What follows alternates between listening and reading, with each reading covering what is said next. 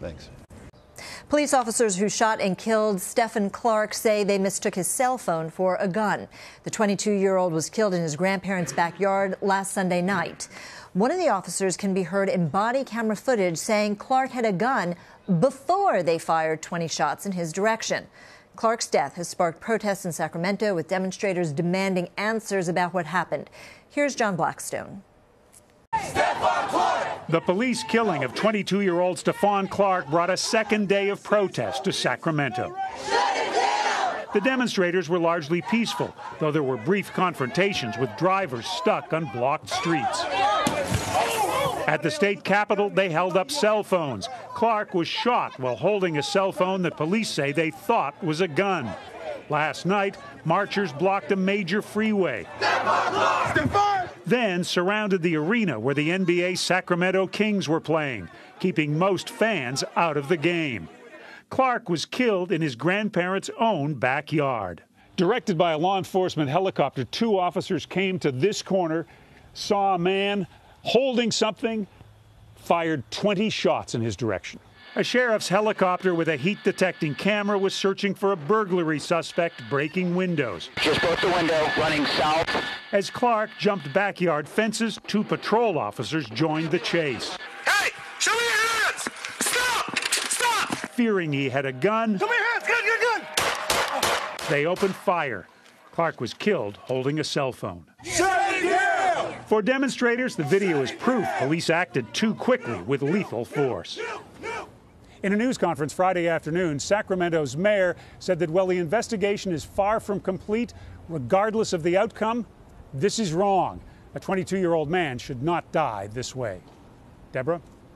John Blackstone, thank you. And Marq Claxton is a retired NYPD detective and the director of the Black Law Enforcement Alliance. He joins me now from Columbia, South Carolina. Mark, recent coverage in the Washington Post has explored why the dialogue around police shootings has seemingly slowed down. Since police shootings certainly have not ended, as we've seen from this latest tragedy, what are some of the reasons that this issue is now getting less attention? I think that the what we can call a dysfunction in the White House has really drained a lot of the attention and focus away from other issues in the nation, even those issues as long-standing as police use of force and disparate police treatment around the country.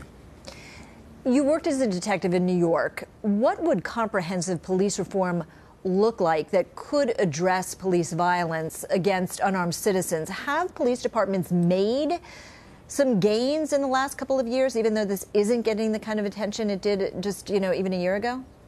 I think it's important to acknowledge that there are individual police departments across the nation who are taking necessary steps to reform their agencies. But what is really needed is a comprehensive nationwide police reform movement and agenda. You need a complete package, and that would include, of course, a review and revisions of current training models. What you have to do is to incorporate more of police-community relation concepts into policing, because I think all agencies across the nation realize that it's invaluable to have the cooperation, support, trust, and respect of the citizens in order to be effective. I think as well you have to examine whether or not you want to continue to increase the militarization of police agencies and what that really signifies to the community at large. Basically, a comprehensive reform package would include all of these things and many other concepts that can be brought forth by the community, law enforcement professionals, and even those members in government who should be considered stakeholders. Now, the death of Stephon Clark has prompted these protests in Sacramento, similar to the demonstrations that we've seen across the country in the wake of these kinds of events. And according to the Washington Post, police have shot and killed at least 244 people of all colors in 2018. If protests don't spark action, what do you think it will take for lawmakers to really begin to focus on this issue and the fact that it's still continuing to happen?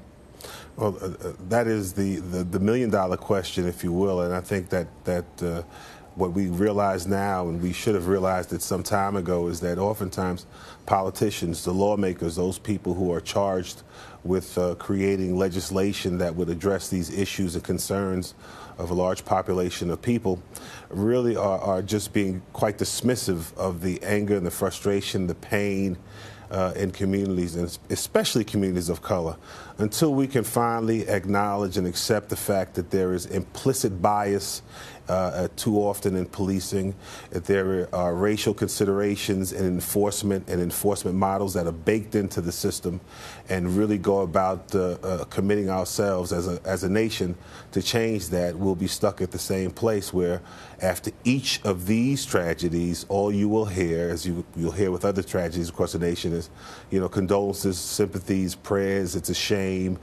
something has to be done. But there has to be a real commitment on the governmental level for change. People have been demanding it, requesting it for far too long, and I think law enforcement is even receptive of reform, realizing that reform, in essence, is an improvement and enhancement of the current police models. And I think police department, police agencies across the nation really are looking forward to being able to evolve into this 21st century. Certainly a lot of police departments very aware of what the issues are, which is surprising why you see an incident like the one we saw in Sacramento. But consider that federal incarceration fell under the Obama administration, which basically scaled back drug prosecutions. President Trump has often talked about a return to law and order. So is there a shift because of this renewed sort of focus on the law and order government, so to speak? There's a significant shift and a danger. I mean, it is really counterintuitive to become regressive, to go back to outdated models and modes of enforcement. And I think both the president has expressed some outdated support for outdated models and modes of enforcement. The Attorney General, who's lead law enforcement officer in the nation, really clearly has shown repeatedly and consistently that he doesn't have an innovative mind, and what he's more comfortable with are those things that occurred in the past, the strategies in the past. It's really regressive and it's dangerous, and it doesn't push law enforcement professionals forward. And I think, as I said, the reform models that are out there, reform packages, are talking about moving forward, being more innovative, working with those concepts and strategies that were effective. You know, mandatory minimums aren't effective. Over-enforcement of marijuana legislation is not effective. When you're talking about shifting the focus of police officers in different cities from everyday crime fighting, community relations strategies into immigration enforcement, you know, that's not effective. And I think it's time for individuals to understand that we need to move forward. We need to evolve as a law enforcement community, and I'm sure the community is demanding the same thing. Reviewing the realities of policing in the modern day. Marq Claxton, thank you.